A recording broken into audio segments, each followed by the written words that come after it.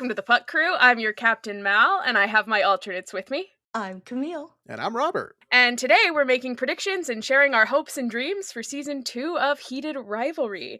And we are joined by visiting Captain Norees Gasper this week. Hi. She's our first Canadian guest. Yes, and that is one of the reasons that she gets to be a visiting captain rather than a rookie, because real-life Canadian, and also because you have been into Heated Rivalry far longer than any of us. Really? Oh, wow. Okay. So we respect your expertise. People have been making that meme of it's the American Eagle like crushing the Goose yes. because the Americans women hockey team beat the shit out of y'all. Okay. Okay. Beat the shit out of is not exactly accurate. It's accurate to me. I support women's hockey, especially when we beat Canada. It was a close game. It was 1-1, and then the US won in overtime. I don't know if you can say beat the shit out of. That counts for me. Listen, that counts for me. Listen, all the love in the world to the women's hockey players. Love you guys. The women's hockey players specifically. We love US hockey. Women's. If any of you need a wag, call me, please. Norees, when did you get into Heated Rivalry? I read the books in June of last year. Okay. When the show was announced first, because they advertised it pretty heavily in Canada when it was announced. Mm. And then I told everyone that the show was coming out, and they didn't believe me. They were like, it's not going to be good. I'm like, no, trust me. And now I feel vindicated, so. You were like, it's Jacob Tierney. Trust me. I was telling everyone, I was like, Letterkenny, guys, come on. But yeah. Well, the funny thing is, you got me into it. I don't know if you know this. Really? You're the reason, yes! You're the reason I got into it, because you were posting relentlessly about it when the first 2 episodes dropped. And you were posting about the Vegas hotel scene. And I was like, what is this? And I started watching it because of you. Oh my god, I'm honored. Wow, so you're kind of like our Heated Rivalry grandmother, because Robert and I got into it because of Camille. Babushka is here! Oh my god. I did get a lot of people to read it, so that's my proudest accomplishment, I think. Good. So you read the books. You read all of them? No, I haven't read all of them. Yeah. I've only read... Which ones? First one, and then obviously like Shane and Ilya's books, and then Troy and Harris. Okay, so the good ones. Yeah. Sorry, that's mean. The most important ones. So no one is going to be able to help me with my tough guy predictions, and that's fine. But because I'm like, what are we going to do with this book? But anyway, we'll get into that. So one other thing that we like to do before we get into the discussion is we've noticed that like near the end of the episode, when people can tell that the credits are coming, they start to tune out. And so we want you to plug your socials and everything that's going on for you and anything people should look out for now before we get started. So you also are going to be a published author. So tell us about it. I am. I have a low fantasy book coming out in allegedly March next year. Stay tuned for official dates, because no one's told me yet. But it's about a woman who lives in Scotland, and she's an archivist for like a magical library that holds like the life stories of everyone who's ever lived. And her twin brother goes missing, and she meets this strange man who doesn't have a book, and they embark on a magical Scottish dark academia adventure together. So it is on Goodreads. That's all I can plug right now. Storygraph and Goodreads. I have no other links as of now. But and it's called The Arcane Archives. Incredible. Yes. And so go ahead and plug your socials for everybody so that they can follow you. Yeah, I'm Norees Writes everywhere. I'll spell my name because no one knows how to spell it. Norees Writes. Everywhere, all social media platforms, it's the same handle, so easy to find. Thanks for joining us. This is so exciting. Thanks for having me. All right, so as I said, we are getting into our thoughts and hopes and dreams and ideas for Season 2, aka what is likely the long game season. If you have not read The Long Game or any of the other books, and you want to be spoiler-free for Season 2, this episode is not for you. Do not listen to this episode, please God. Now, Robert has not read The Long Game, so we're just going to start out with, Robert, please tell us, what do you think The Long Game is about, just based on the things that you've heard us say? So if I recall correctly, I think by the time of the long game, Shane and Ilya either are already married or they get married in that book. Okay. I know that Shane and Ilya, long game, if you will, they're together forever and are in love and all that jazz. Fuck, what else do I think I know? I think they start the charity they talked about at the end of season 1. That's really all I can definitively say that I think I know. After What do you think? What do you think? Let's see, long game. Just with the title, I don't know. Maybe they both retire from playing hockey. Is that's something I can throw a prediction in? Okay. God, oh my god, I don't know what else I could say. I really have no idea what happens in the long game because I haven't read it. It is like the longest book in the series, and this is what you've got. You've got nothing. Retire. I got nothing, man. There's something about a plane. What teams do you think they play for? Montreal and Boston? Okay. Isn't there a thing about like a plane incident in the long game? Someone does die. Yeah. Not one of our 2 boys, right? Oh no. Camille. Wait, so when people were commenting about the airplane fic on one of our Instagram posts, that shit was real? Like, was it actually? Shane actually did die on the ice when he got hit by Marlowe.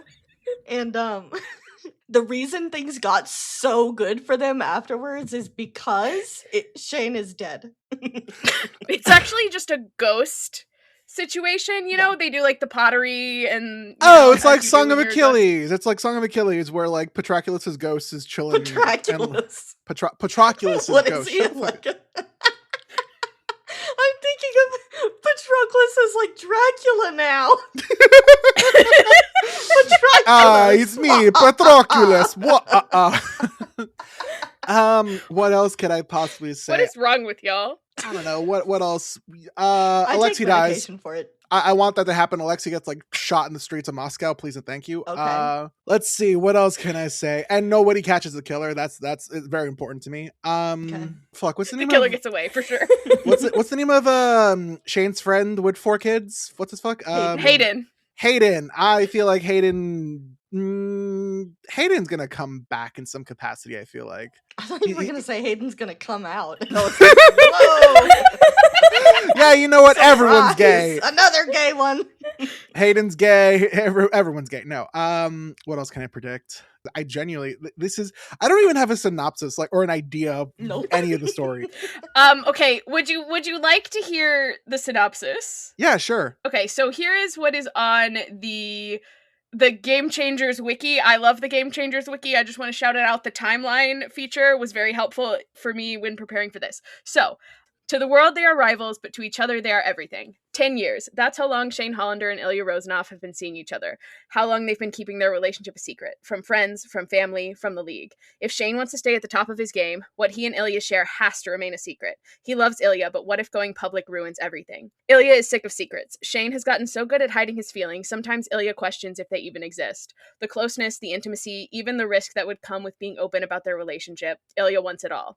It's time for them to decide what's most important, hockey or love. It's time to make a call. Okay, so then another prediction I'm going to throw in, someone accidentally outs them through either like a reporter gets a lucky photo or like they say something too loud next to someone they shouldn't have said something too loud to. So that feels like a thing that could happen in this story. Their relationship gets outed by accident. They don't have that the opportunity.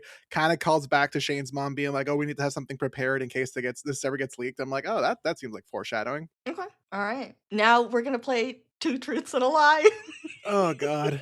We have all prepared 2 truths and a lie. We're going to tell you 2 things that are true about the book and then 1 thing that's a lie, and you have to tell us which is which. Oh, boy. Norees, would you like to start? Sure. I wrote them down because improv is not my forte. All right. I'm fucking terrified. Oh, God. Here goes. 1, Shane goes to therapy. Lie. 2, Ilya adopts a dog. 3, Ilya dresses up as a gladiator. You guys want me to believe that Shane Hollander will go to therapy? I'm such a fan of the way Robert was like, so that's a lie. Like, you didn't even have to hear the other ones. You're right, that's the lie. That is the lie. He needs it. No, he needs it. He needs it desperately. That boy is not going to see a fucking therapist at all. It's a hopeful lie. Okay, does anyone go to therapy in this book, do you think? I feel like Ilya's probably the one who goes to therapy. You would be correct. Yes, that tracks. Okay, Camille, do you want to do yours or do you want me to do mine? I can do mine. Okay. 1, a child officiates their wedding. 2, Shane has a man bun. 3, Shane surprises Ilya with a dog. Let me tell you that I was taking a sip of water when you said Shane has a man bun and I almost died. Let's see. Shane has a man bun. Shane surprises Ilya with a dog, or a child officiates their wedding. I feel like I heard when I heard like, oh, they do get married. I think it is a child who officiates their wedding. So I'm going to say that's true. What I think is truer, man bun or dog. I feel like Ilya one day will just be like, Hollander, I got dog. So I'm going to say Shane has a man bun is fake. Shane does have a man bun. Damn it. But Hudson has said if someone tries to make him have a man bun, he's breaking fingers. So I'm hopeful that is not something that will translate from book to the show. I hope he does get to still keep like the longer look he's had though. That's a great look for him. It is. I hope that Shane getting Ilya a dog is the fake one then, because it feels so in character for Ilya to be like, Hollander, I got dog. Right. Yeah, that is kind of what happens. That's yes. correct. He's like, Yes. I got a dog. Hollander, So look here's at this dog. She's my child now. It's very And cute. she's my child too by association. Okay, That's great. here are mine. Shane tops once. Chiron makes an appearance. The centaur? And Ilya thinks about asking Shane's parents why he's circumcised. Chiron the centaur? From Greek mythology?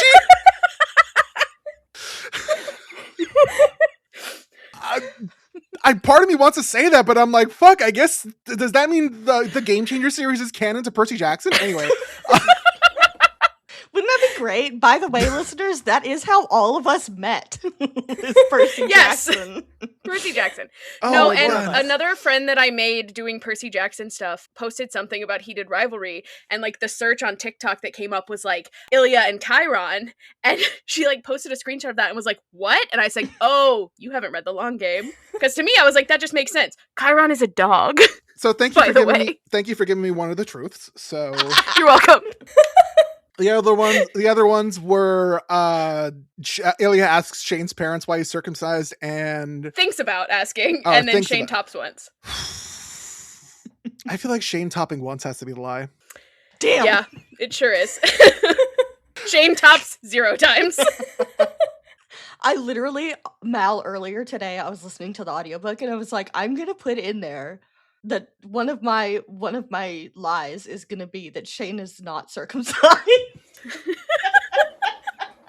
As I listened to that part, I was like, wait a minute. So That's all you guys got for me? That's it? Just 3? Yeah. just 3. Part of the reason I get to be captain this time is because I told Camille last night that nothing would make me happier than to sit down and try to divide The Long Game into 6 episodes. So I have done that. Don't know how well I've done that, but I've done that.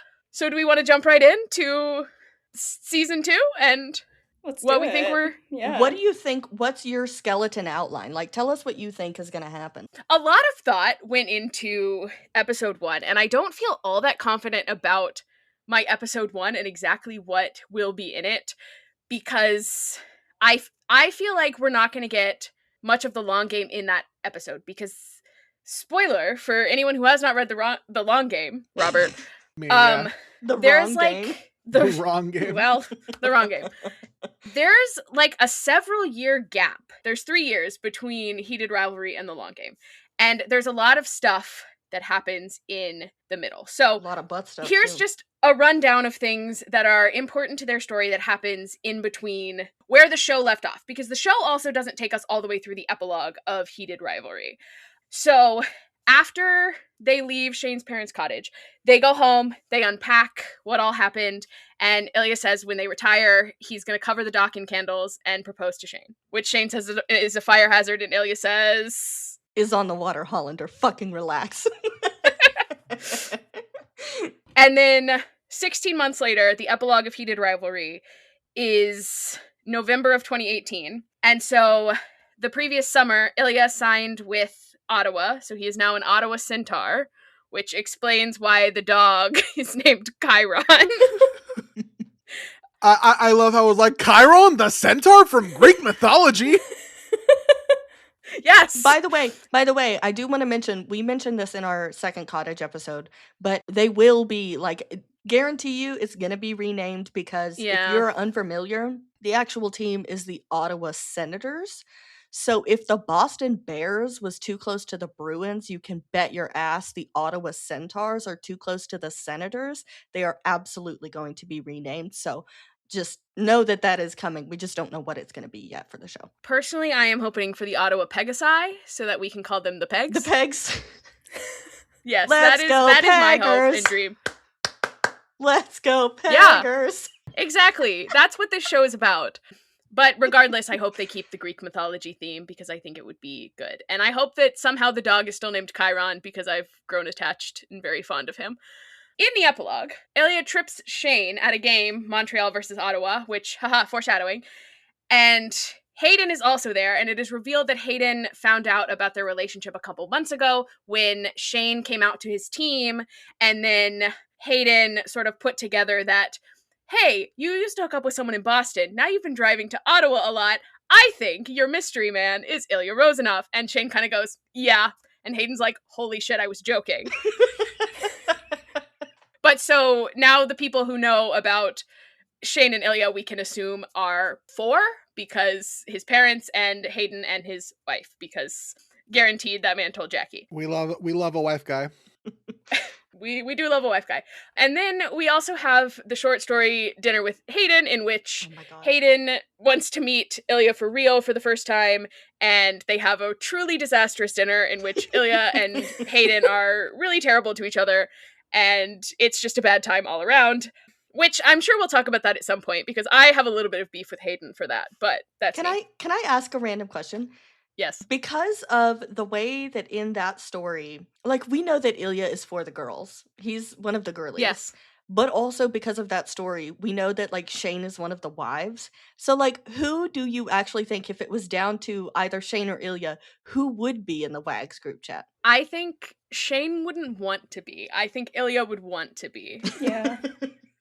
Like, I think Ilya would be living his best life. Shane would be kind of, like, nervous about it. Okay. I think. I agree. Okay. Speaking of social media, though, I will say Mal and I both very, very, very much recommend the Secret Society of Stick Handlers fic. Yes. We love a social media. One of my or favorite fic. texting fics. Yeah, fantastic. Yeah, very good. So, anyway. Other big important things that have happened in between. Ilya has sold his car collection. Shane has sold the fuck condo.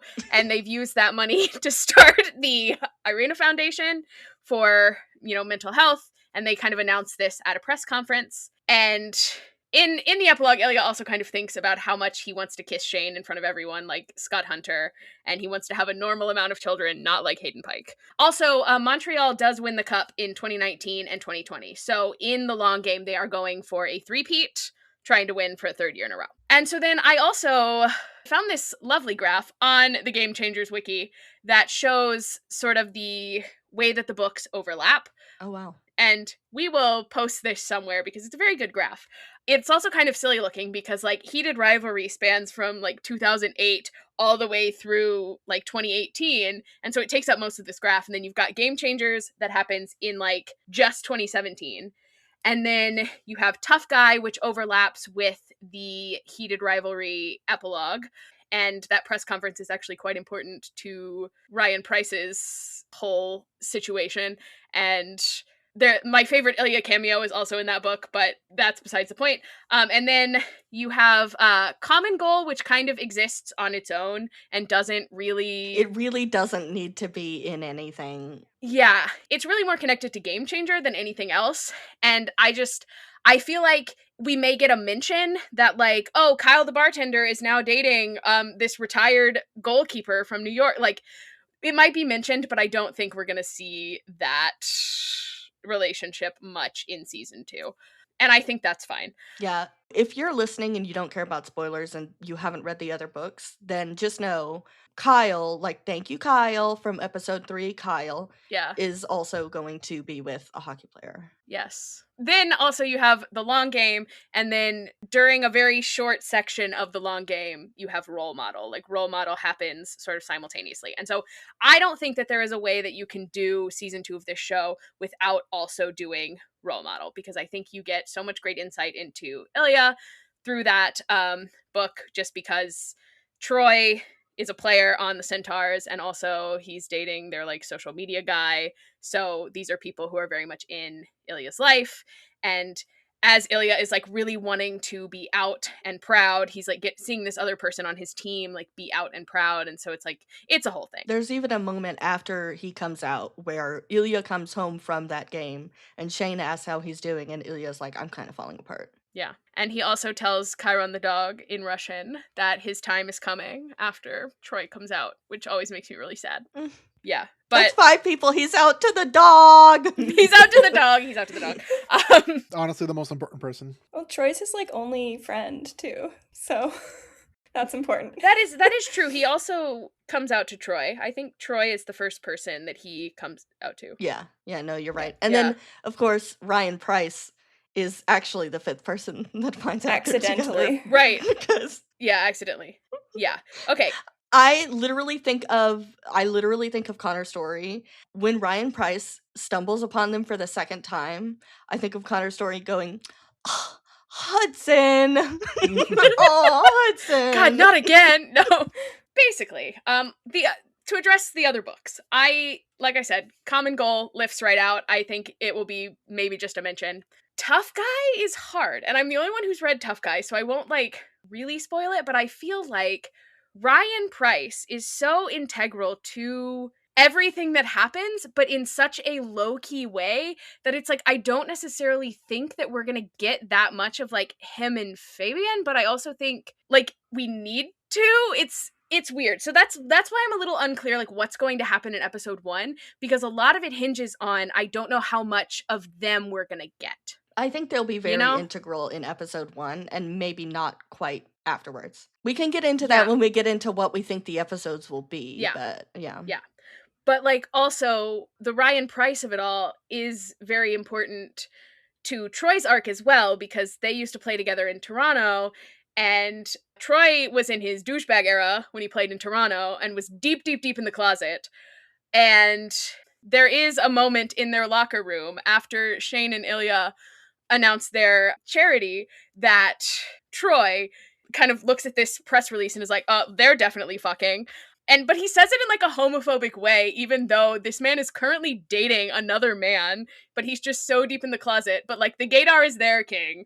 But I just think that's very funny. Anyway, I love Troy Barrett and I forgive him for his asshole era. It's funny to me. Anyway, all that to say, we got a lot of queers in here, okay? Just know. We got a lot of gay shit happened. Lot of queers. There's a lot of queers. You know, for a moment, I think Toronto is the gayest team in Major League Hockey. Because they have Ryan and they have Troy. They're the only team with 2 gays. Oh my gosh. Well, what about New York? They just have Scott. And oh, I forgot. See, I forget about Eric. I was like, what's his name? Okay, they're tied with the Admirals for gayest team until all the gays go to Ottawa. Anyway. The power of friendship can only do so much. You have to fucking score. That's one of the funniest tweets. My thoughts on episode 1.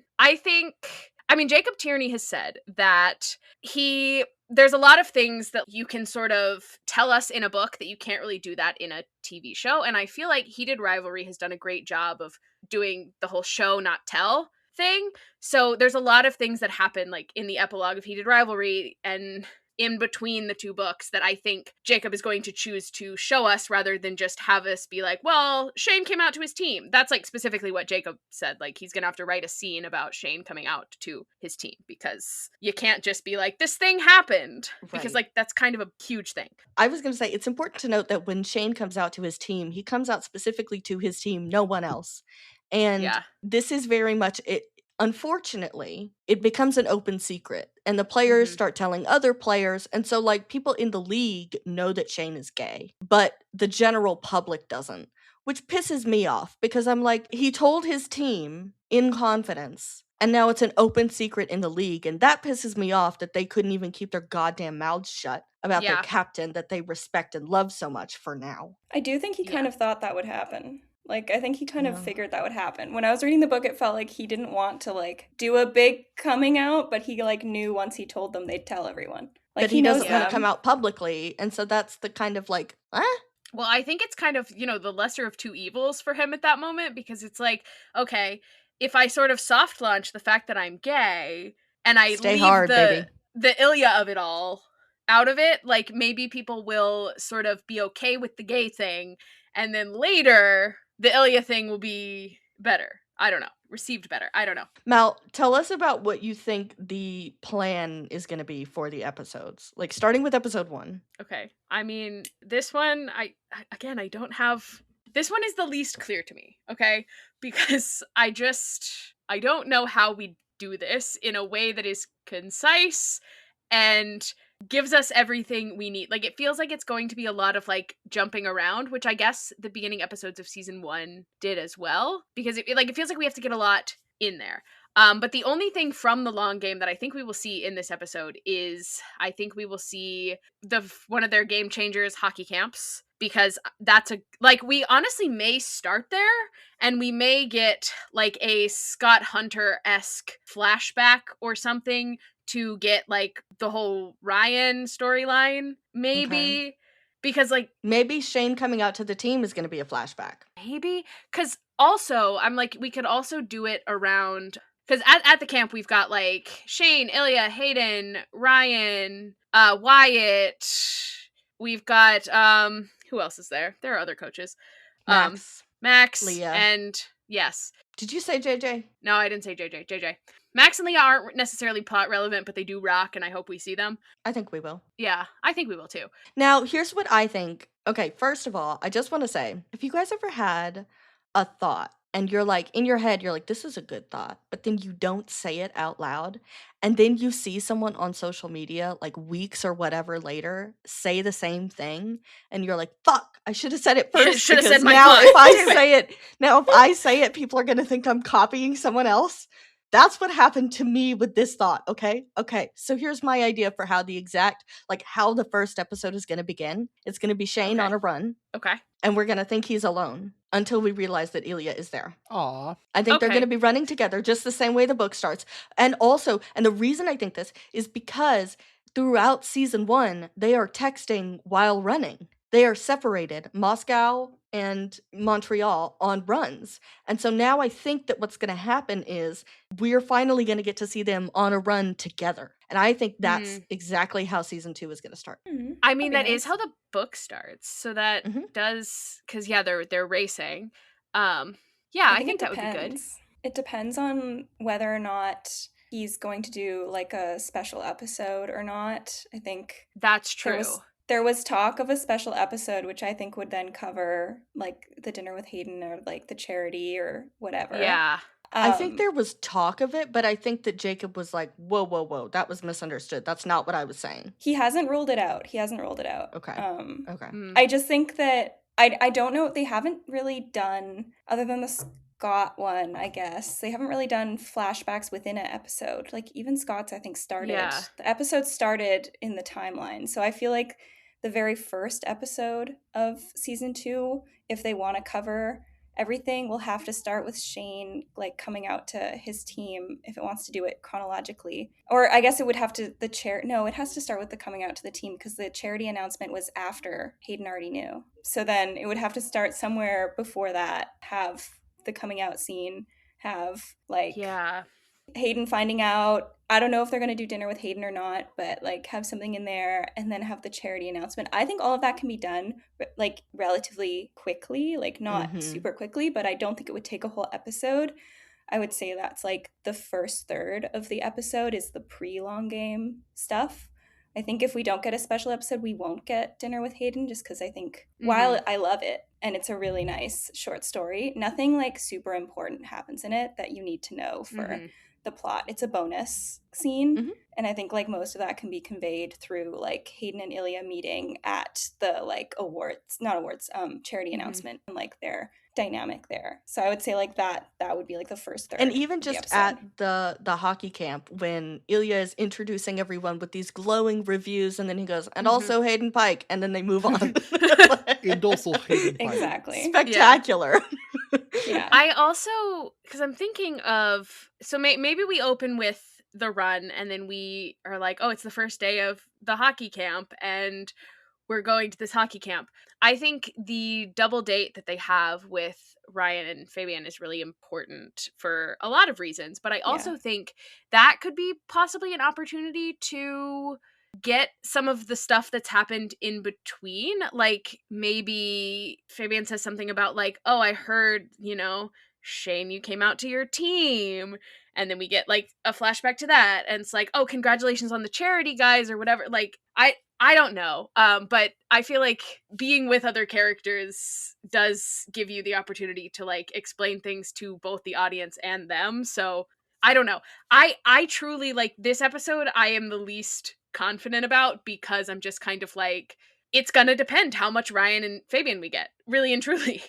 I think that this episode, I will say, I think that it's going to start with the run. I think it's going to end with a sex scene. Because I think it's gonna be a lot of sex. The entirety of that first couple chapters is the first couple chapters, they're struggling with the fact that Yuna is there and staying there. And so Shane's like, we can't have sex. My mom's here. And so I think that it's going to end with going to the club because I think it's going to be really important for us to see that emotional turmoil for Ilya, but it's also going to be very important for us to see Shane finally surrendering a little bit and putting his hand on Ilya's back in the club. But I also think that we definitely have to have that double date because that opens the door to the conversation that is so devastating. Is Shane saying, do you think we look like that to them? And Ilya's like, what, sexy? I know I did. And he's like, no, do we look like we're in love? And Ilya says, maybe we're so good at pretending that we're not in love that when we're allowed to, we don't know how to show it. Or something along those lines. Yeah. And that's devastating. And Shane has a moment of like, fuck, after that. That's like a silence falls kind of a moment. And I think that double date and then also the club date, both with Ryan and Fabian being there, I think are very important. So that's why I do think that we'll have those characters in this episode. I do think they could combine them into one date, like if there was like a time crunch thing, like having the dinner and then the dancing stuff as one event, and then you can still have the car scene afterwards if you're putting it all in one episode. Very true. I also don't think that Jacob Tierney will miss the chance to have another foot tap under the table, which does happen at the dinner date, is the foot tap. Yeah. Foot tap. Yeah. Okay, important question, because this seems to be controversial online. Will we get the, well, your mom isn't texting you line, the kind of infamous Shane moment? Yes. Okay, I think yes, too. I think we have to. Sure. I think we should. I think we should. And here's what can I stand on my soapbox for a second? Yes, please. Okay. Well, you're sitting. Media literacy is dead. Because what the fuck do you mean Shane would never say that? Shane literally just said that. And also, why is everyone acting like it's a malicious thing for him to say? He wasn't being malicious. He was so in his own head that he didn't think about what he was saying. And how is he supposed to know that Ilya was literally just dreaming about his mother 5 minutes ago? He's not in Ilya's head. He's in his own head, freaking out about this camp. And so he said something thoughtless and then didn't realize that it upset Ilya because, again, Ilya didn't fucking say anything. And then Ilya just moved straight on to being like, oh, we're horny and in love. And so how the hell is Shane supposed to know that there was a problem there? Like, you're telling me that you've never accidentally said something like an asshole because you weren't thinking? Like, be so serious. That's not Rachel Reed hating Shane. It's not Shane being mean. It's not Shane being bad. It's not out of character. That's a very normal, very human thing to do. Agreed. Yeah. And I think it is a very important picture of the conflict between them for this entire book. I think they're learning to communicate, and Ilya is learning how to communicate with Shane beyond sex. Like, every time they see each other in this book, it's pretty much like he doesn't want to bring up anything that's upsetting him because they see each other for such little snippets of time, and he just like wants to be in bed with Shane the whole time. And so He exhausts himself and then he doesn't have the energy to yeah, talk. he wants to keep it light, he wants to keep it breezy. So like I think it is important to see Shane unintentionally say something hurtful that he does not bring up, because in the moment if he had been like, hey, whoa, Shane would have been like, oh my god, I'm so sorry, like that was not cool, I'm just stressed, like, and I think like Ilya would have forgiven, like Ilya forgave him anyway even without an apology. So it's like it was just an in the moment thing that he said, and it's not malicious, and but it is such a good picture of like where they are in this relationship and sort of the issues that they're going to be facing. So like I think we need that line, and I will die on the hill of that line is important. I agree, or at least something similar to it. I think that in the book, while I really love the book and I think a lot of it was very well done, I think it's what's harder to convey sometimes when you can't see people's facial expressions, like when you're just reading about it, is like their like siloed experiences. And I think that in the book, like we see Ilya's struggles and we see Shane's struggles, and because we know both of them, it's sometimes easy to forget that they don't know both of them. Mm-hmm. And I think it's like interesting in the show to like put them in situations where we can see that Ilya puts on a front where Shane thinks everything's fine, and Shane asks all the time like, are you okay, do we need to talk about this? And Ilya doesn't. Like he says he's fine. Mm-hmm. He doesn't engage with it. He doesn't share how he's feeling with Shane at all. So Shane has no way to know Mm-hmm. that like how bad things are with him or how like upset he is. Even specifically when Shane says, I never paid much attention to mental health, but then we got into doing this charity. And so Yeah. I've just been thinking, you seem really down and withdrawn. And Ilya says, with what? And he's like quiet. And I literally just read this part of the book. He says, like quiet. And Ilya says, lots of people are quiet. You should try it sometime. Yeah, he very much shuts down any conversation because he doesn't want to have it. Like, yes. Yeah. And we don't see that because we see his inside thoughts. So I think when you see it like on a show, you can visibly see him put on a like a happier front or like a avoidance in front of Shane, and then see him being upset when he's in private and he's alone. It's harder to do that when you as the reader are living inside his head and you know what he's thinking all the time. Listen, I'm going to say it again. Defending Shane Hollander online is not enough. I need a gun. That's her favorite. She's going to get that tattooed at some point. I'm going to get that tattooed on my body. I think that if we get the line of, your mom hasn't been breathing down your neck, I also hope that we get Ilya startling Shane with the puck on the first episode. Yeah, because he's talking to that reporter who's flirting with him. Yes. Mm-hmm. Yes. So I think if we get one, I want the other. Yeah. Okay. I want it to be an equal balance of we're assholes, right? I don't want people to come out being like, Shane's an asshole or Ilya's an asshole. I want it to be like, no, we're both assholes. Dein asshole, you're an asshole. You need like the resolution though. I think that was missing for me in the book, and I'm hoping Jacob like adds it in, is that like they never had a real good like resolution for any of their fights. I feel like some of the like tension was really building, and then we never really got like a full like sitting down talking, I'm sorry, like are we now in a good place? It like just unrivaled right couples therapy. Yeah, like jumped right into the proposal thing after the whole plane incident, and I think there needs to be a scene where they talk, and I'm hoping there's a scene in the show where they talk, because you can't build up that much tension in the show and then just like not address it again. Like you can't, like I feel like just sweeping it under the rug with, oh, now we're happy and engaged again, like we'd never talked about it and we don't need to. A near-death experience does not negate all the tension that we have been building. Like I know it is the classic like big moment in a romance book where like, oh my gosh, they've nearly died and it's made me realize how much they mean to me and how much I can't lose them, whatever. But like there also needs to be work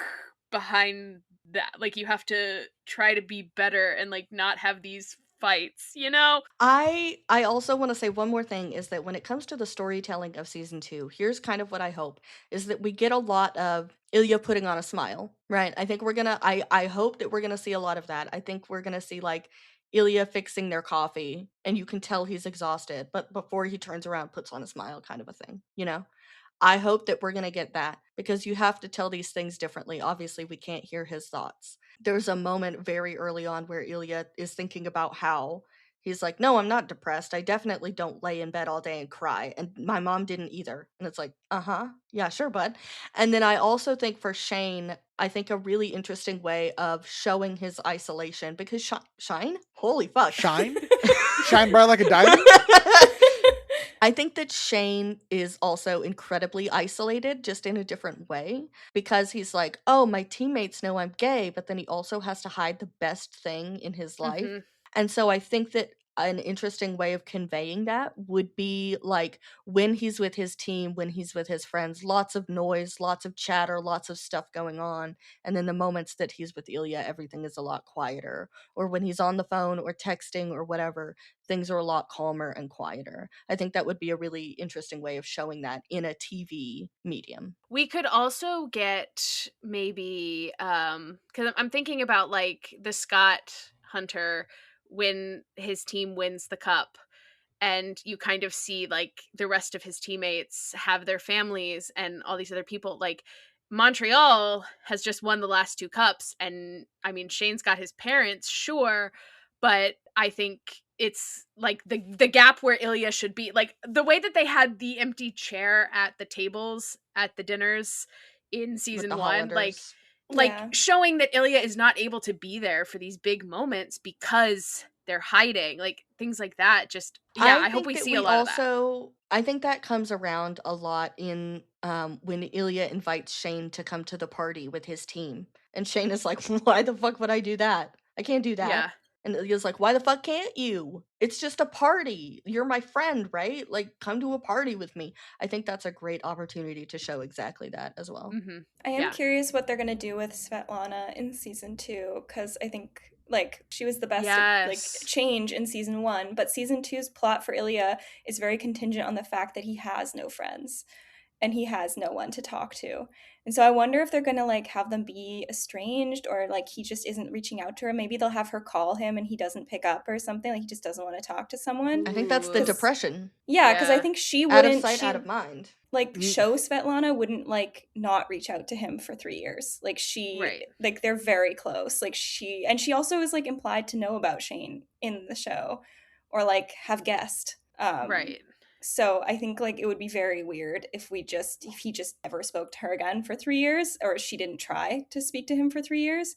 So I don't know how they're gonna show that with her, because I hope she's still a part of season 2, because I loved her in season 1. I think she's like, the Maybe best she's change. moved somewhere even farther away than Boston, and they can only talk via the phone, and they just But you have to don't. consider the fact that any day off Ilya has is with Shane, not with anybody else. Right, that's true. Like, and I think that's also part of the reason that Ilya is not as plugged into his community. And like he's not he's not really friends with his team. Like, I mean, he is, but he's also like not. Like in Role Model, they talk a lot about like no one knows where Ilya goes on his days off. Like he doesn't hang out with us. He's just like gone. And like obviously we know that that's because he's with Shane, Yeah. but I think They're that like, also he's here for the games. He's always here for anything charity related. Mhm. Hospital visits, anything. He is always here. And other than that, we have no idea where he is. Other than that, we do not know where Ilya goes. And God forbid a man has a hobby, and that hobby is sleeping with his 10-year situationship. Ugh, they're not a situationship anymore, Robert. They are They are committed. committed. They were a situationship for 10 years, which is why I like that joke. But still. I mean, I can see, Shane is Ilya is prioritizing Shane over the other relationships in his life, and I can see him not reaching out to Svetlana. But I also think because Svetlana is now a childhood friend, she knows about his mom. Mhm. And she's going to pick up on his depression. I do think we will see her over the phone at least a few times. I wonder if she'll like show up somehow or something, like because she's really worried about him or something.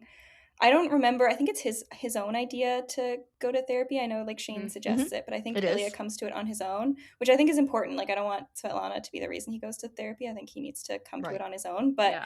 I think maybe the way because I know we see like after their fight, we see Shane talking to his mom about it.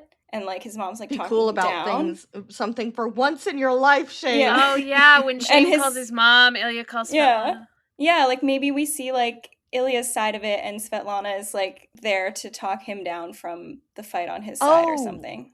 Yes, I think that Ilya could very well go to therapy, and then because in the book his therapist is like, you should get to tell people too. That Yeah. maybe that is what rekindles him talking with Svetlana Yeah. Yeah. and starts to help him kind of pull out of this hole. And then maybe Svetlana, like, we don't know come season 2 if she's gonna know that it's Shane, right? So Right. maybe she has no idea, and Ilya's going to tell her after talking with Galina about it. Yeah, that like it's I think it would be nice. Jane is Shane Hollander. She's like, oh my god, I predicted the Stanley Cup final and I fucked that up. I need someone to look Ilya in his face and be like, Shane, Jane, are you trying to get caught? Like,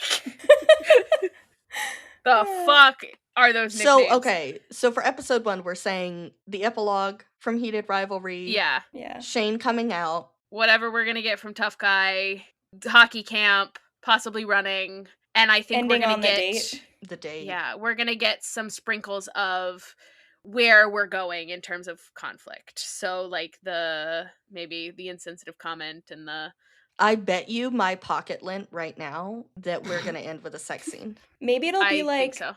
How much is your fucking pocket lint worth? A lot, Robert. Well, it's mine, and I'm the best Heated Rivalry podcast, one of the hosts, so I think it'll end on the like the date club thing, but with the tension, and instead of talking about the tension, they have sex. Yeah. And then that's like Yes. sets up how their like refusal to communicate throughout the book. Yes. He's like, I can't hear you with Love my that. dick in your mouth. Yeah. Yeah, using sex to avoid hard conversations. The Ilya Rozanov story. Okay.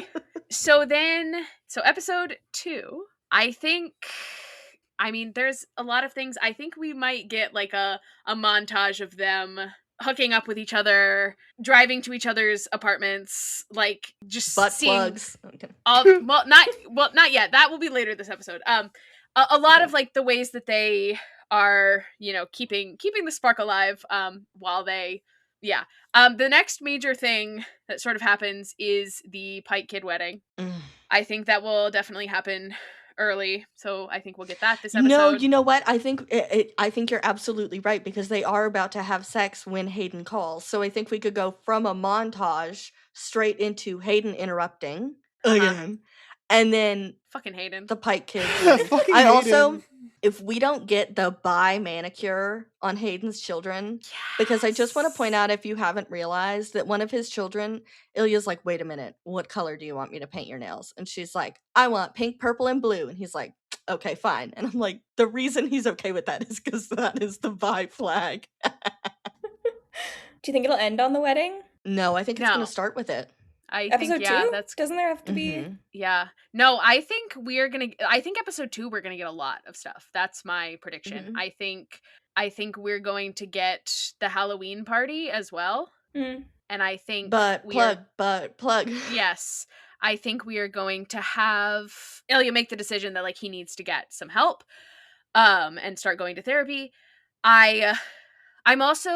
I'm not sure if it'll be episode 2 or episode 3, but Shane's first meeting with Crowell, the commissioner of fuck that guy, where he's kind of like, we don't need another Scott Hunter, and Shane's like, are you homophobic?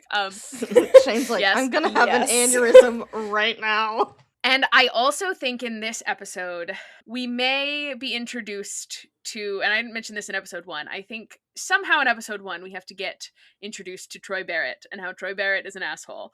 And I think Troy Barrett, these asshole. I think that it could be Troy chirping during a game. Could be. Because I think this episode we may get at some point the Troy is being traded to Ottawa because he called Dallas Kent a rapist. And for anyone who doesn't know, for anyone maybe who's like read The Long Game but didn't read the other books or whatever, the context there is that Troy and Dallas are best friends. And then 2 asshole peas in a pod. yeah, and it starts coming out, people start accusing Dallas Kent of rape and sexual assault online. And Troy is like, holy shit, like, I believe this because he's an asshole. I know him better than anyone. Troy is also fresh off a breakup in which With a man. Yes, his long distance boyfriend broke up with him and then announced his engagement like very shortly after, and it's sort of revealed that he was with this other man while he was with Troy. So Troy is not in a great place, and then all this stuff is coming out about this man who is his best friend. His best friend who doesn't know that he's gay because this best friend is an asshole. But yeah, so then he kind of loses it and like very publicly at practice is like, Dallas, you're a fucking rapist, and the team trades him to Ottawa where careers go to die. Poor Troy. Oh my gosh. I really hope his story is threaded throughout the season. I know why they did episode 3 the way they did in season 1, but I think Troy and Harris are so integrated into Yes. Ilya's story that putting them in a standalone episode wouldn't work. Like, I think it needs to Right. be However, threaded through. I don't want them to make the Bridgerton mistake of No, going too no. heavy into other people's stories. Yeah. Just for certain episodes where they show up more. Like, Yeah. Yeah, but I still am like, that's true. ugh. I just think they need to be introduced throughout because Mhm. like they're both on Ilya's team, and it would be weird if we didn't know that they were going to be important and they were just in the background until their episode came Right. out. And there are like bigger scenes, like especially when I think they're in Vancouver, like Ilya and Troy have a moment in Vancouver. Oh yes. If In the hotel? Yeah. Yeah, no, so any other thoughts on episode 2? Because episode 3 is my it's not a I'll role say my model standalone prediction. episode to me, but okay. Well, let's go over what we said for episode 2, okay? We think it's going to be a montage of playing hockey and hooking up. We're going to get, slamming into the boards and the couch right over again. And then we're going to have the Pike Kids wedding, the Halloween party, and the butt plug. And then Ilya having his little breakdown and being like, I'm sorry, I shouldn't say his little breakdown. Ilya having his breakdown when Shane His leaves and big being like, breakdown. I need help. Yeah. Yeah. Crying at the Halloween party. Shane meets with the commissioner and Troy gets traded. I will say my prediction is that the episode ends with Ilya crying after the Halloween party because I think Jacob likes angst, and I think a way to end an episode that's really angsty is to end it on Ilya just breaking down and crying. We could have Troy, they could say, oh, did you hear we're getting fucking Troy Barrett at the Halloween party? Everybody can be Mhm. talking about, oh, this fucking douchebag's coming to the team. And we could get that information that way. And then we still could end with Ilya crying. Ilya to cry. It's a very important scene. For the I know it's a angst. very For the angst. We need him to make the decision to go to therapy. Like, that's what we need. Because I think episode 3 could open with him in therapy. I think that works. Yes. Like, yes. what's his therapist's name? Galina. Galina. I'm depressed. In Russian. Okay. Yeah, say it in Russian, You Robert. guys You just won't. laughed at the exact same, like, ha ha ha ha. You both did it at the exact same time. It was You're in amazing. harmony. Yeah. No, I'm not going to say it in Okay. Russian because I don't know any Russian. Well, that sucks. Я тебя люблю. There you Yeah. go. So in my predictions, I really just put like sort of broad strokes, big plot stuff. But so yes, I definitely think we will see some of Ilya in therapy in episode 3. I also think we will get a lot of Troy's angst from role model in episode 3. Like, I don't think it will be a role model standalone episode the way we got Scott and Kip, but I do think that there will be a little bit of a shift away from I think we'll get some more like outside perspective. Like, I still think we will see Ilya and Shane and all that. I think we will have Troy really struggling in Ottawa. We'll see his dad at the Toronto game. That's one thing that I think, though, that's what I was going to say, is I think that's a great way to show Ilya as captain and to Mhm. also do Troy's story, is to have that moment of Ilya coming to his room and being like, you're drunk. Yeah. Practice Yeah. is optional. You're not going. Like, I think that is the way to thread it in. Yes. Because if they're not going to do a total standalone episode, it has to somehow still be focused on Ilya. Yeah. And so I think it's going to Yeah. be Ilya as captain with this troubled player. It's in Yeah. Vancouver, right? Or is it in Toronto? I think it's in Vancouver where his dad is there. Is it? Because I think Troy's from Vancouver. Oh, it is Vancouver. You're right. Yeah. No, the Pride game is a Toronto game. I also think We have a Canadian here. You have to say Toronto. I'm sorry. I said Toronto. Toronto. Sing it. You You're said singing Toronto. correctly. No, I it's never say the second Toronto. T. No, you're saying it correctly. Toronto. Quebec. Toronto, Okay. Toronto. Toronto. Toronto. I just say Tronno, Toronto. I mean, if you want to be really into it, it's CH. Toronto.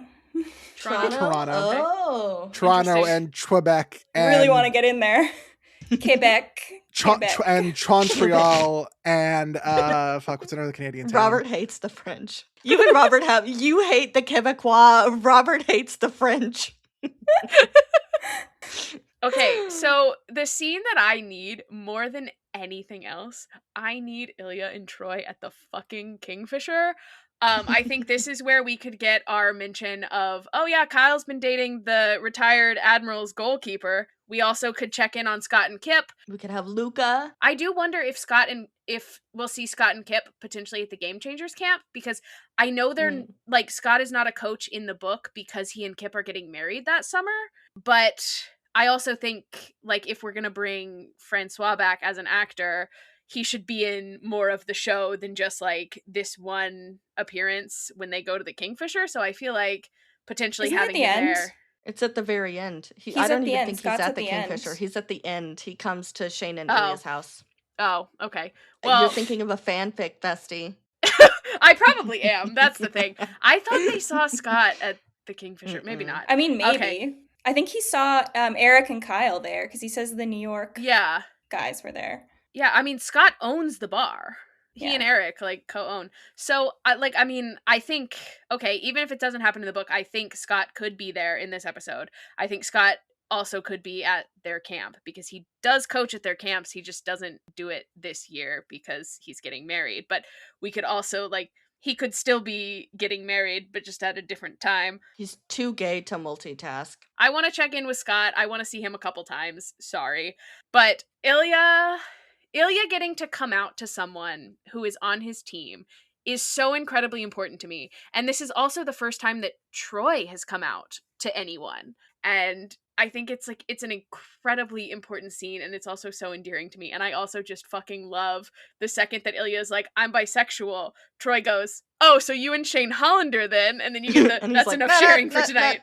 I think I really need, I know it was just in his head, but I need Troy to ask Ilya for Shane's number because he thinks about wanting to do that. And I think it would be so funny to actually see that happen. Can you imagine Connor Story's face in a scene like that? Brother. Like hey, Ilya, you're pretty good friends with Shane, right? Yes. Do you think you could give me his number? Why? A thing I also really would like to see is sitting on the bench, and I can't remember. I was over on the bench. I'm sorry. Fuck. I hope that I don't remember who it was. Maybe it's Troy, but somebody says something about Shane, and Ilya's like, oh, my good friend, Shane Hollander, and he's like, yeah, he can't like you that much, and Ilya's like, he loves me, and he's like, sure. Yeah, no, I you're really see that conversation. Yeah, I feel like it's a conversation with food. Oh, I think you're right. Yeah. There's the one with Wyatt too, isn't there? Where they're watching the pylons. At the All-Star game when they start arguing because Shane wins the skating competition by like 0.13 seconds. Yeah. And then you get he's like, you guys don't have to sit together, you know? They do have to sit together, actually. I love Wyatt. I love Wyatt Hayes my baby. So much. I need that funky little superhero boy. I need him. I love him. I can't wait to hopefully have I wish we could see so much more of Ilya chirping so many other people. I want the cast to be bigger so that we get to see that he's not just a menace to Shane, that it's to everybody. He's just a menace. Because I want Wyatt to have moments where he starts to be a nerd and Ilya just goes, nope, never mind. I need those moments of Ilya just being like, never mind, forget I asked. What are you talking about? Yeah. Mm-hmm. I love Wyatt. What a guy. I also, and this is potentially a hot take. I wonder if we could see Ilya adopt Anya a little earlier. Okay. Because he adopts her in early March, which is very shortly before they get outed. And I would like to see more of her. And it's sort of another tie-in between Harris and Troy and Ilya. And so, getting to see... Right, because they get to go to Harris's... Yeah, Troy at Harris's... orchard. And also, Ilya is there adopting this dog. On the ground with the dogs, no, all my friends are down here. All my friends are dead. They're like, Ilya, come inside. And he's like, I haven't met everyone out here yet. Hold on. Yes. Yeah, moving that up, I think, would makes sense to me, at least. Like, I And then would you like could to also see, have Shane coming over to Ilya's and being like, what the fuck? you got a dog? Yeah. Yeah. And also because it feels like when you're engaged to be married to someone, just like getting a dog without talking to that person feels kind of insane. It's kind of an Ilya thing to do, though. I don't think he thought it through. I think he saw a cute dog and was like, mine. Like, I don't think he was like, let me think about the logistics of owning a dog as a professional hockey player. I think he was like, I want this dog. It's going to happen. I mean, There's right. this incredible fic that's like 7 times that total strangers clocked their relationship over the years. And one of them is someone working at the Yes. dog kennel. Not the kennel, sorry, the doggy dog hotel. hotel. The dog hotel. Yeah, the dog hotel that Anya stays at. Shane comes to drop her off, and the woman working there is like, that's Shane Hollander. Why is Shane Hollander dropping off Ilya Rosanov's Why dog? does she have his dog? Wait a Why does he minute. have his dog? And she's kind of like, is the dog okay? Did he Is this a kidnap her? prank? Yeah. But then he like calls Ilya and she's like, oh no, they are in love. Okay. No, I love that fic. That fic is good. That's a good one. Yeah. And I found that one. Woohoo! Yeah, you did good, Camille. No, getting Anya early would be such a pleasure and a delight to me, I think. Yeah. Would the Christmas fight be in episode 4 or 3? 4? Yes. Because 4 is their fighting episode. 4 is when they Ooh, you're right. Yeah. 4 is Rose. I really think that the plane has to be the end of an episode. I think don't that think so. we need that.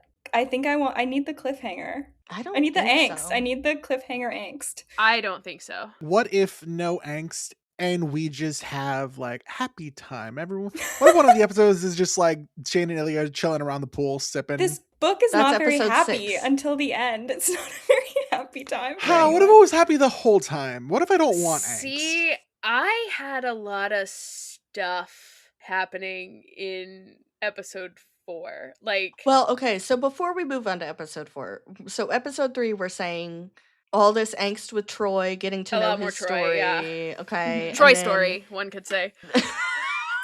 Oh, Jesus Christ. And then Ilya gets a dog and the All-Star game. Yeah. Those are Okay. kind of my main thoughts and ideas there. By the way, the All-Star game, I swear to God, this is the chance to have Cliff Marlowe around again. Okay. So for everyone who's like, oh my God, when are we going to get to see like Cliff again? There's a scene. I also hope he comes to There's their a wedding. scene. Yeah, me too. Yeah. I think he would. That's also like, I think that's going to be the first time we see Svetlana and Rose like in person in this season at their wedding. The wedding? Yeah. Yeah. I'm going to have to make sure I have like a hose with like cold water for Mal. If they're on screen together, I'm going to be like, psh, down girl. Listen, if there is not a Svetlana Rose fanfiction that has not crossed my desk, like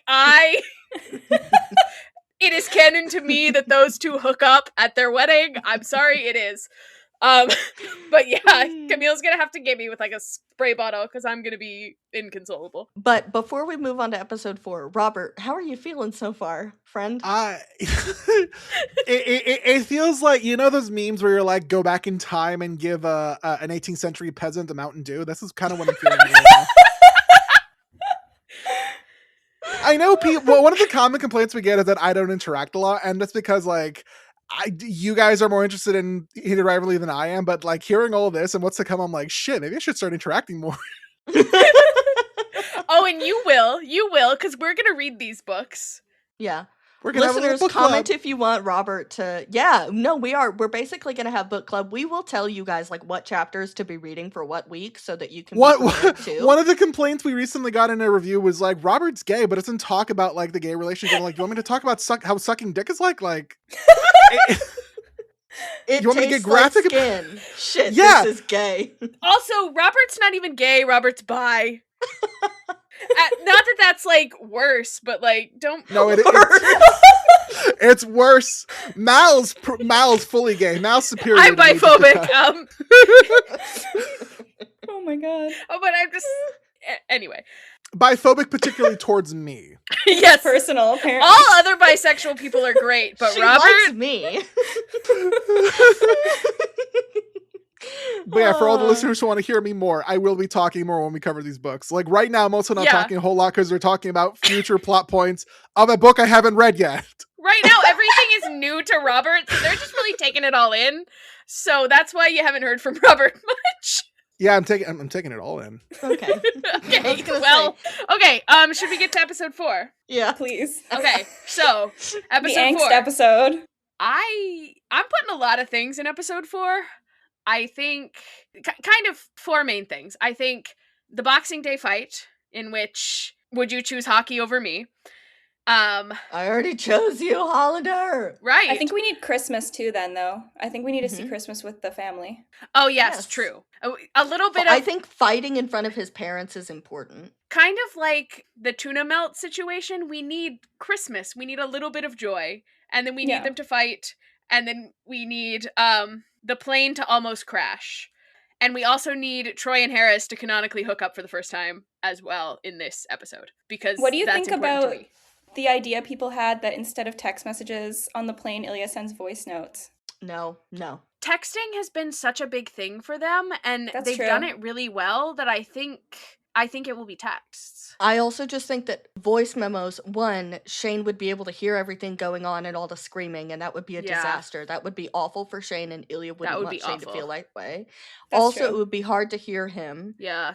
I don't know why he didn't text him if he had Wi-Fi, but maybe they'll change that to just a text message. Yeah. I mean, I don't necessarily think it has to be Instagram. But I do think But it will be Instagram written- is written introduced messages. after their fight when Shane goes and looks at Ilya's Instagram Yeah. and sees what's Mm. on there. So I think maybe it is a good callback in that sense. Like we have to Okay. introduce the Instagram at some point. Yeah. But yeah, no, I'm on the anti-voice memo train. That's not for me. I don't think that would be a Yeah. good choice. Yeah. I just think that people like drama and they want it to be as dramatic as possible.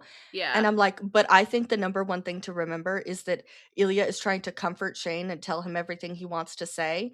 And one, if he had to like say it all out loud, he would be really emotional. And he Uh-huh. also wouldn't want Shane to have that trauma forever of Yeah. listening to Ilya die, right? Like Right. that Yeah, would be a that's very mistake. true. That's a good point. I don't think he would do that to Shane. Yeah, that feels a little dark.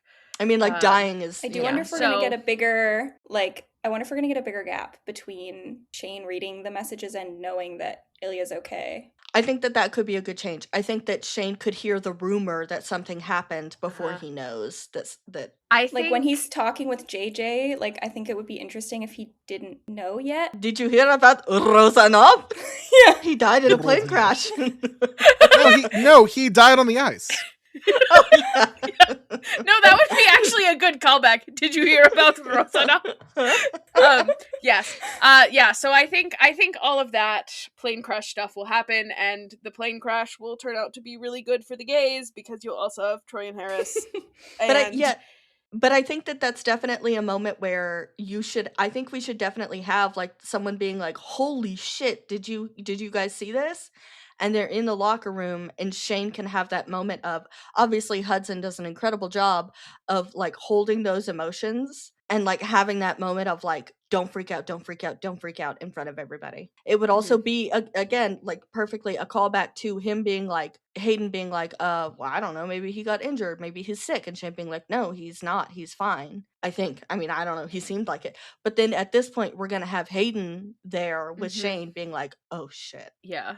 I think it would be nice to include Hayden a little bit. Like, I know the JJ conversation is important, but I think that, like, having Hayden there who knows, like, why Shane's so upset and, like, have him try and, like, comfort him, and maybe Shane's just, like, can't deal with it and, like, has to leave or something, would be a nice way to show that, like, Hayden still loves him. Like, he's still his best friend. Like, he tries to be there for Shane. Like, he might not like Ilya that much personally, but he still tries to be a good friend to him. And I think that's like a nice way to show it. I think it's a little sad because my favorite line in the whole book is that one where like Shane thinks that like he would have like died alone for the rest of his life and no one would know. And like he doesn't say it, so we probably won't get it. But I think like they'll show, like Hudson will show it on his face.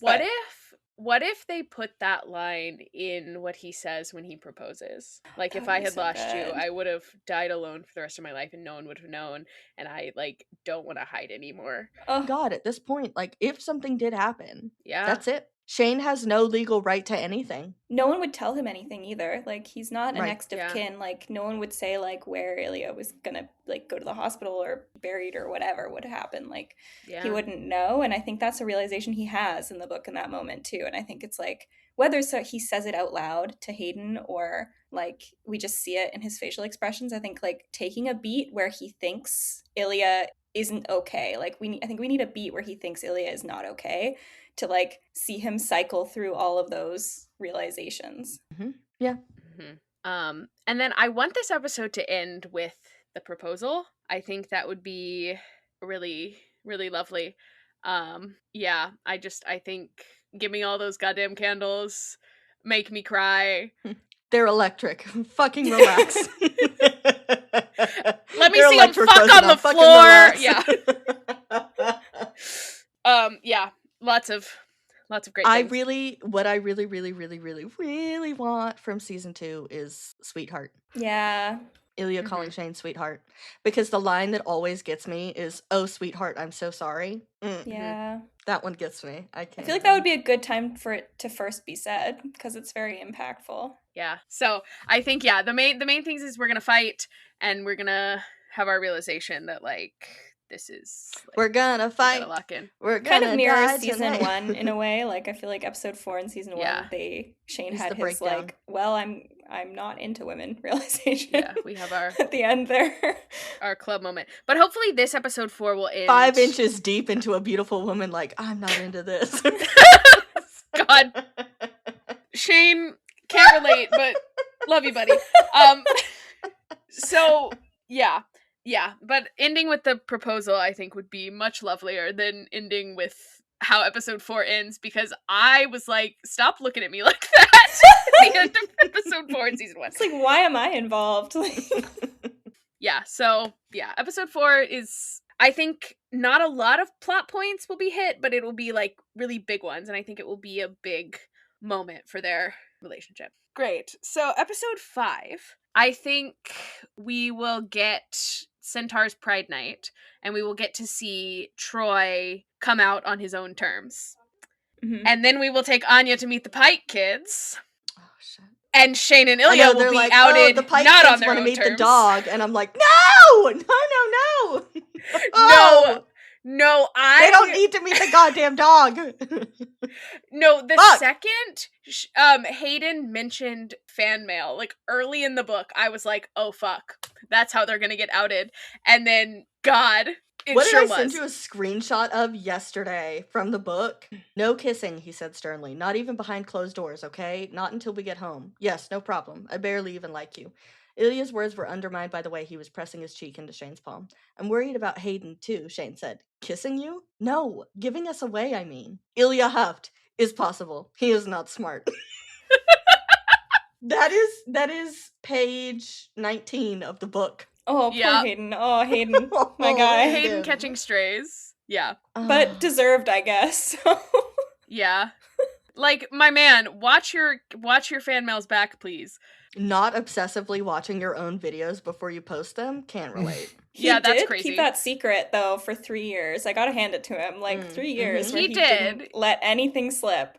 But then That he was also is the thing that outs them. Which, yeah. But I don't know. I just feel like having 2 coming outs that, like, are so different in the same episode could be really, really interesting. I also think, like, what I liked about the book is that their fears weren't unfounded. I think a lot of the time in romance, like, the fears of the couple are, like, later you're like, oh, it was just, like, sunshine, rainbows, nothing bad happened.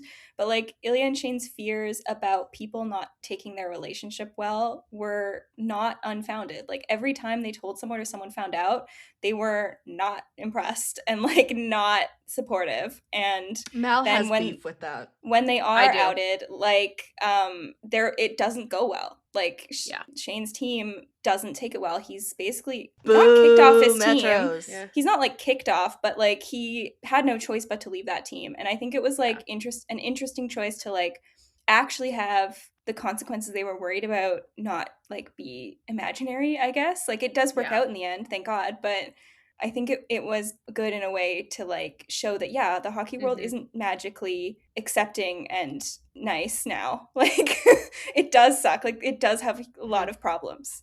Mm-hmm. Yeah. No, I agree. And I mean, like Camille said, I have beef with the way that everyone seems to Oh, tell same. Shane, like, oh, you couldn't find someone better. Like, even Hayden, I would like to see Hayden be a little like, yes, I love that Hayden and Ilya like chirp at each other, but also there's some like actual malicious, like, Yeah. things from Hayden. Like, I think Hayden could be a better friend in the same, like, if we are going to, like, everyone is so mad at JJ, and I am also mad at JJ, but I think if we are gonna forgive Hayden for the way that he treats Ilya, like, we also should allow JJ to have a redemption arc. That's my hot Yeah. take. My beef with JJ is more that when Shane is accused of tripping, JJ is silent at first. Yeah, he doesn't stand He up for doesn't him. immediately go, that's bullshit. He's silent. Yeah, that is I mean, I That guess is what that is to true. me is unforgivable. Yeah, none of them knew how long they'd been together. I think that's another thing. It's like none of them have known Shane who wasn't seeing Ilya. And I think Right. maybe they don't know that. Like maybe JJ did. I don't think he knew that yet. But like I don't think they maybe JJ ever knows that. Like, I don't think no, he they... does when he comes to talk to Shane at his house near the end, Oh. and Shane tells him it's been 11 years. Yeah, and JJ's like very shocked by that. But I think like that's what annoys me the most. Like all these people, like you've only ever known a Shane who Yeah. loves Ilya. So Yeah. like he's So not true. all of a sudden different. He's the exact same he's been for 11 years. That's like the most frustrating part. I mean, I guess there's like the one person who took it well was Svetlana. She was very excited about Yeah. it. So we got one And positive. Wyatt That's is the true. one person who looks at Ilya and goes, I hope Shane knows how lucky he is. Yes, Wyatt is a treasure. But I think he also is one of the only people who sees how sweet Ilya is. Not many people seem to notice that, which is sad. Yeah. So I think I like that. That's why people love the Centaurs so much, is that Yeah. I'm like, I'm sure they have a team therapist and like, you know.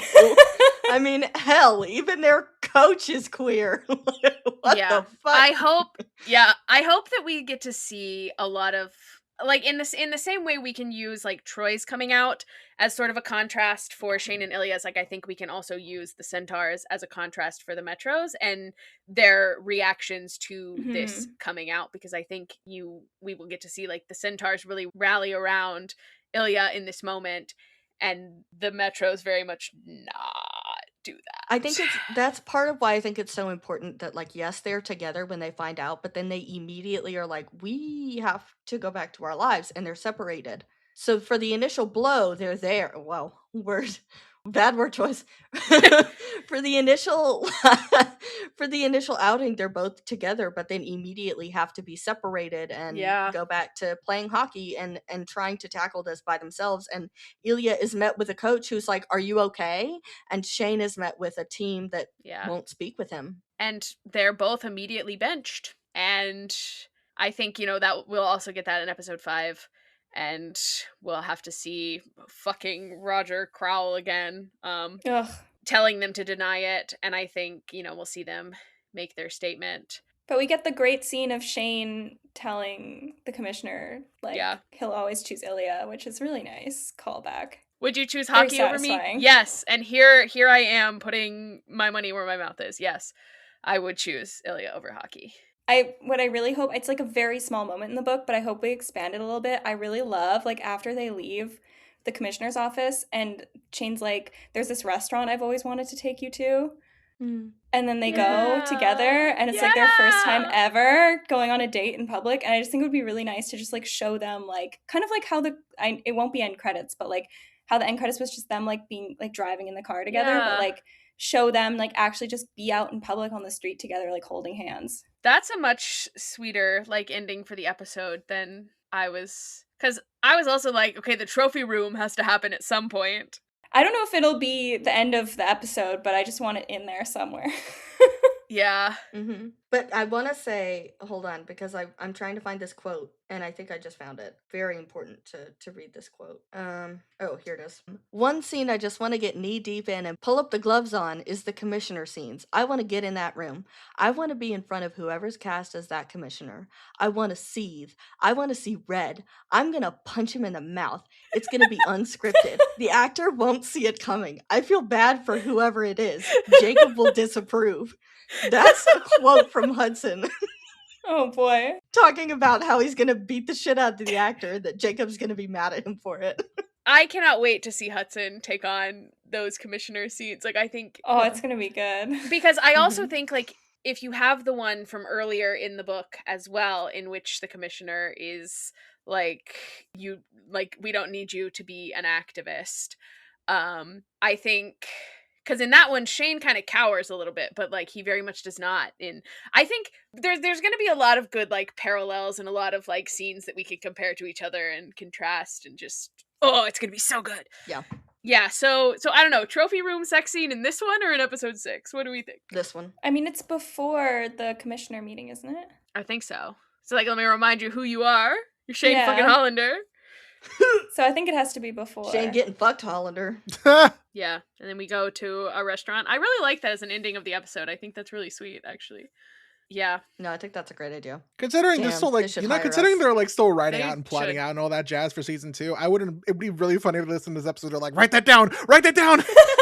Jacob, hit me up. Honestly, ideas. Jacob, if you want to listen to anything we have to say, you can for free. Please take it. Take the ideas. But I'm sure you have better ones. So, like, yeah. we trust Oh, yeah. you. We trust you. Oh yeah, no, Jacob, don't listen to anything we have to say. We trust you. He's got it. He knows what he's doing. Yeah.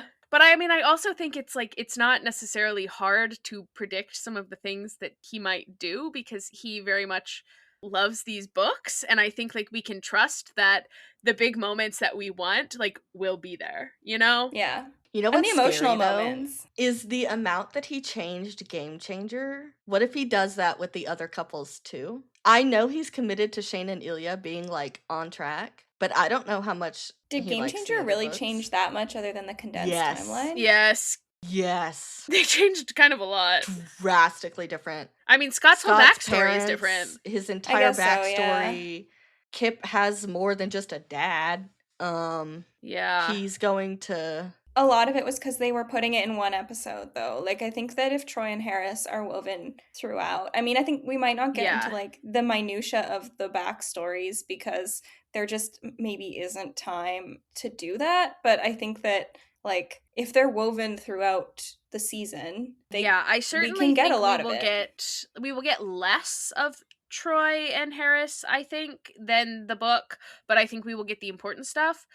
But, like, Ryan is the one that I'm like, I could see him pulling a Game Changer with them and using just the pieces that we need in a way. Maybe there is a special episode and it's a Ryan Price episode. Maybe, honestly. I Called wouldn't The be mad at Price is that, Right. actually. Pay the price. I mean, I feel like it would be an interesting idea. That's his thing. That's what they chant at him at hockey games when he gets into fights. Oh. You haven't read that book, so you don't know that. Interesting idea to have him have, like, a standalone episode as, like, a special feature or something to set it up. I don't know. We'll see. Yeah. Well, because you could also introduce some of Shane and Ilya, what Shane and Ilya have going on. Like, you could introduce their charity through Ryan because, like, when they announce the charity and Dallas and Troy start saying homophobic stuff, that's like Ryan comes out to his team because he's like, hey, just so you know, I'm gay, so don't say shit like that. And he's a big, scary guy, so they listen. And then Ilya comes and asks him to coach at their camps.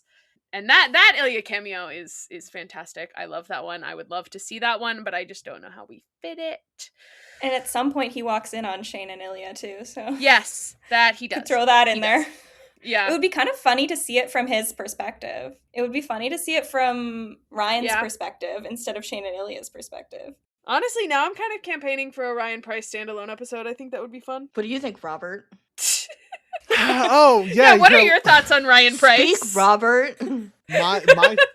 My thoughts on Ryan Price is that the price is not right.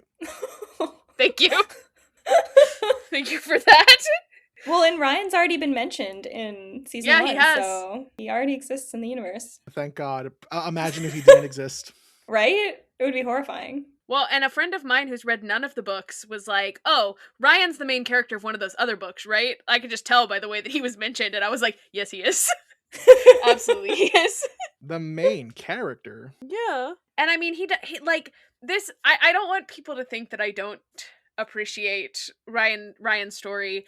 I think his, the anxiety of it all is really excellent and done really well, but I just think he's not that connected to Shane and Ilya initially, and I think this is the Shane and Ilya show, and we gotta focus on how he's connected to them, All right, so episode 6, anyone? What's left? Hell yeah! What's left?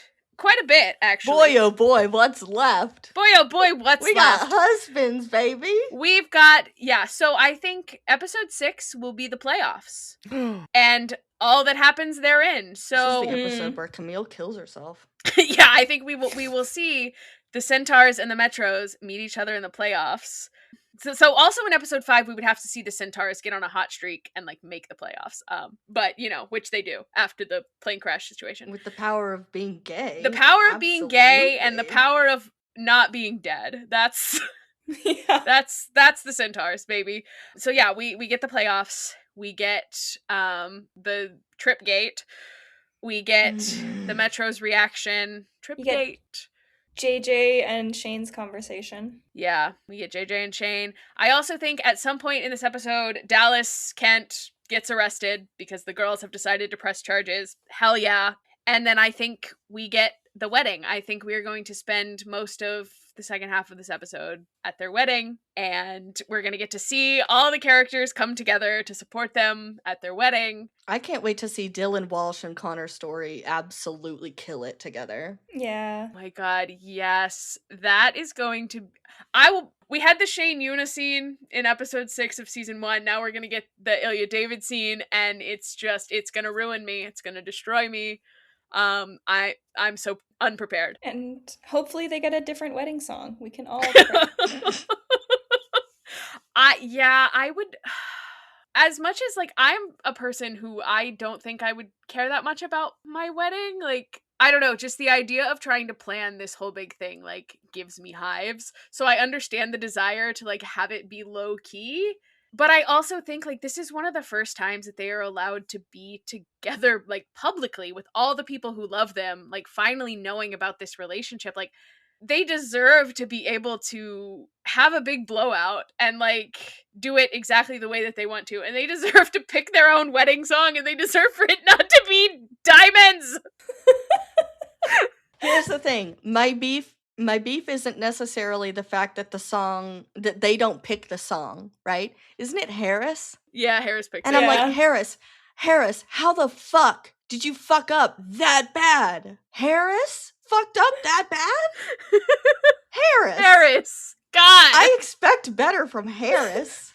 No, what and like mean? The music has been so good in this show that I think I hope that we pick something else. Norees and I think, can agree that it should be a Carly Rae Jepsen song. Yes, I was just going to say she should write a song for them. Yes, absolutely. She Carly Rae wants Jepsen, to. by the way, I know everybody loves to make fun of Call Me Maybe. She is one of the best pop artists of our time. I'm saying. 100%. Oh, yeah, she's great. Yeah. Her music is unbelievable. It's amazing. So, and she's I will Canadian. also say, I hope that, and I know there wasn't all the songs, but I hope that he continues to use like smaller Canadian like artists' music for the show, because I really, really liked that. And like there are so many great Canadian artists. I saw so many edits to Mariana's Trench music. I don't know if you know Mariana's Trench, but big Canadian music. And like we have so much great music, and it's so nice. I know he did it because of the Canadian content laws mostly, probably, but it's really nice to see that highlighted in a show. And I keep seeing people online being like, all these big like American artist songs that they're suggesting. I'm like, no, like keep them out. No. Like it's like I don't want big name actors cast as any of the characters either. Like I agree. I want it to stay like mostly unknowns. I don't want anyone I've ever heard of to be in this show, respectfully. And I mean, that's not hard. I haven't heard of a lot of people, but like I am Noah Reed as the Ottawa coach truther, I will say. Now, I don't know that he's old enough, but I wouldn't be mad about seeing Noah Reed. I wouldn't be mad about that one either. I think he'd be a great coach. I also do see the appeal of Jack Innanen as someone. I don't know who, but someone. I don't know who that is. Weren't people saying him as Troy? No, I saw a lot of T for Troy. Various stuff. Oh. I think he's not. I don't know if he would do Troy. I think he was at Wyatt. I think a lot of people saw him as Wyatt. Oh. Okay. But he's Canadian and he plays hockey and he's really funny and I think he'd be really good at it. I am well and truly just sick of the fan casts because they're so bad that I'm like, okay, we have a ban on fan cast now. Just stop. You're all really bad at this. Just stop. Like, Jesus Christ. I swear to God, if I see one more person say, like, oh my God, Troye Sivan would be such a good Fabian. He's white, my guy. That had to be a joke. That had to be a joke because how do you fuck up that badly? You'd be surprised. Oh my God. I saw someone suggest Omar. I did see that. Yeah. Yeah. Probably just because he is a singer. My prediction for the end of the season, I think it ends with Shane and Ilya taking the ice together as centaurs for the first time. Yeah. I think it has to. It has to. Yeah. Low-key, I want one of them to smack the other one on the butt with a stick. Yes. I like their little Hayden did it to Shane in season 1. I like their little joking. Like in the lineup when he's joking about coming for the captain's C. Mm-hmm. I feel like that would be cute to continue. Shane should never have that C. But I like the teasing. I like the teasing of the team. I do like the teasing, but also like Ilya is a better captain than Shane, and I'll die on that hill. I hope this season shows that because I feel like in his head he's always like, I'm doing a bad job, but then you like read from Troy's perspective and everyone like loves him, like he's a great captain, and I think I'm interested to see how they show that. There was a tweet that was like, I was listening to this amazing Heated Rivalry podcast, and they were talking about how Shane is the better skills player, but Ilya's the better captain, and that's so right. And I was like, that was us. That was our podcast. It's true. Shane's not as much of a like leader, charismatic like people person either, and I think that Ilya is good at making everyone feel like supported and seen in his way. And Shane is better at the technical aspect. Which, I mean, I think there is room for both. And I think that Shane, probably not his first season, but like eventually should be one of the alternate captains. But like, because I think the technical expertise is also very important. But like, he's never going to stand up in front of a locker room of people and be like, fucking fuck San Francisco. Because I think like the I'm going to follow that guy into battle aspect of like Ilya is very important in a leader of a hockey team. Yeah, so I think I got most of my hopes and dreams in. Anyone else have any hopes and dreams? Things they want to see? I feel like I said most of mine. I want to see them kiss. Well, they actually don't do that at all in the long game. They didn't even kiss. They actually stop kissing. Yeah, they get married with a crisp high five.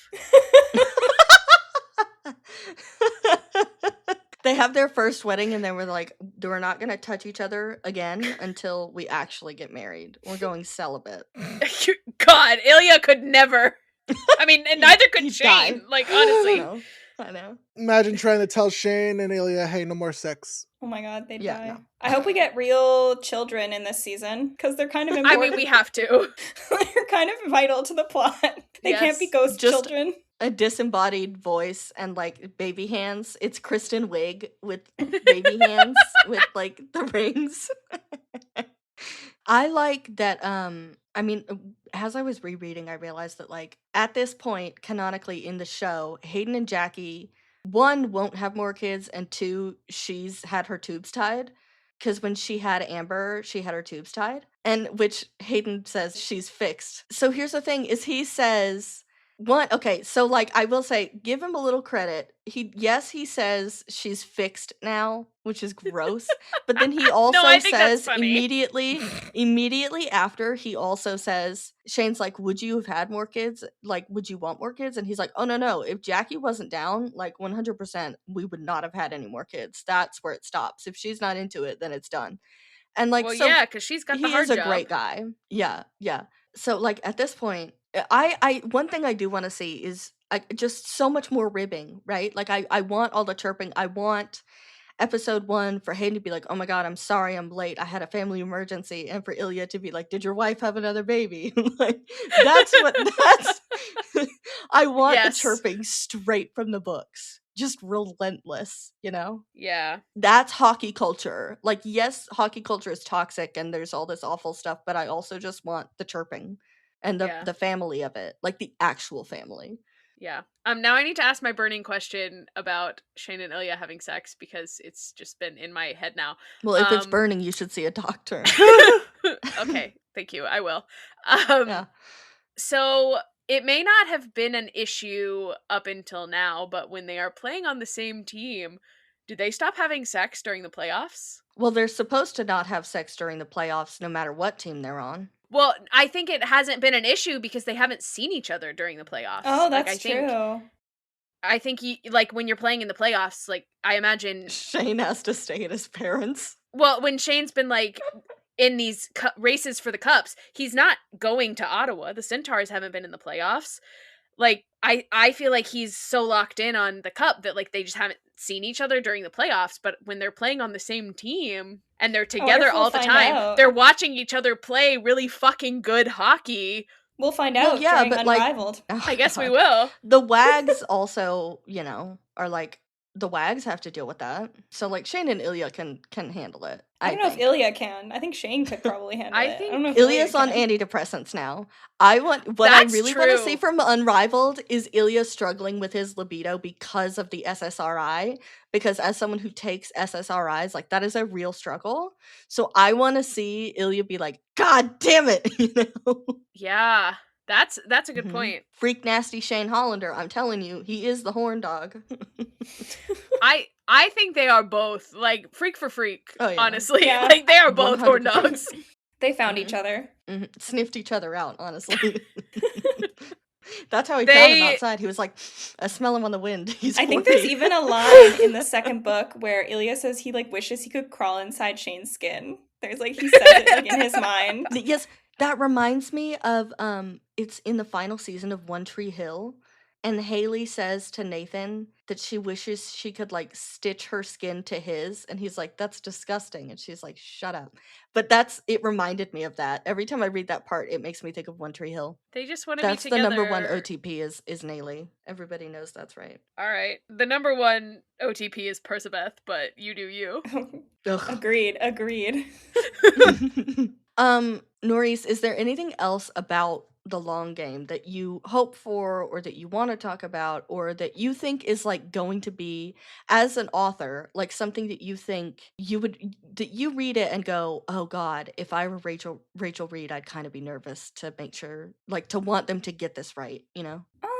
I think like maybe on a larger scale, I'd say like one of the misconceptions I see a lot of people concerned about like episode count and stuff. And I will say that like what takes chapters on a page often takes minutes on screen. And I think there's a misconception about how long you need to do justice to certain written scenes. So I think that it'll actually be pretty easy to fit everything from the book into the show because like it sounds like you're packing a lot into an episode, but when you actually like sit down and watch it in a show version, it doesn't feel rushed. Like you can fit a lot in. I think the struggle will be or not struggle, but like difference to season 1 will be that I think the entire book takes place over a year. So I think I would be most concerned if I was her about the beginning because like we're missing the epilogue, like we said, and we're missing the in-between stuff of Shane coming out. So unlike the first season where there was a lot of jumping around, this season it's like we have all this stuff we need to cover, but then the main story doesn't jump around at all. So I think it could be a little bit of whiplash if you have one episode that's very like, okay, this is like this happened and then it's a year later and now it's a year later and now it's a year later, like in just one contained episode or like first half of an episode, and then the whole rest of the season is not like that.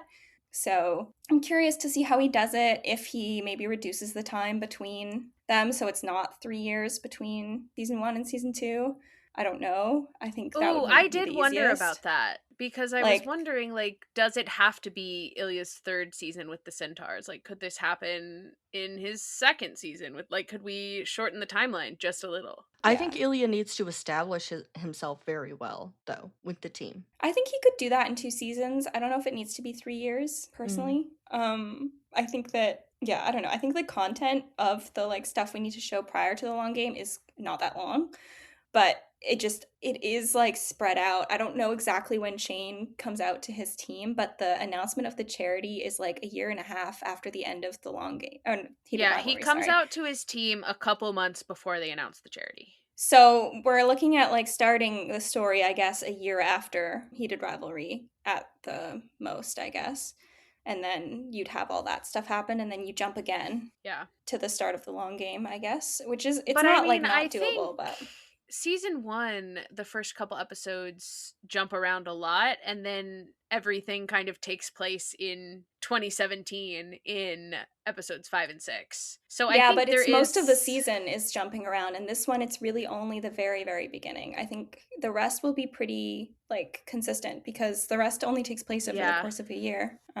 But I don't know. I think they can do it. I have Yeah. a lot of trust in Jacob and the showrunners and everyone else involved.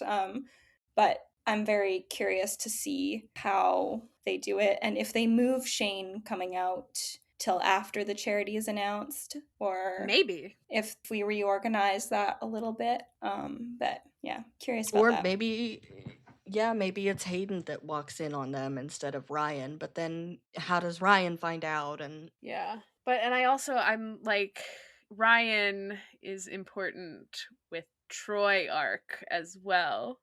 what do you think, Robert? I don't think.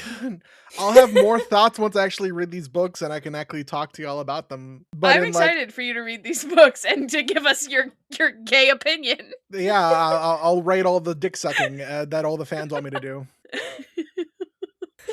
It is a great book though. Like, I'm very excited. I cried, like, several times reading it, so, which I was not Connor's story did, too. expecting. This And I is think my that, favorite book of the series, yeah. yeah, it's definitely, I think it's her strongest book of the series, and I think that, like, Hudson and Connor are, like, more than equipped to do the, like, heavy emotional lifting needed for this season, and I'm, like, excited to see them do that because I think there was some of it, we saw some of it in episode 5, and I'm really excited to see, like, a whole season's worth of them, like, getting into that, like, actual, like, angst and personal conflict and stuff. Yeah.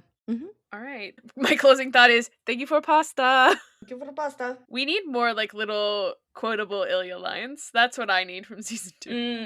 I think also Shane had a need lot. Harris to call Troy buddy during sex because I think it's really funny.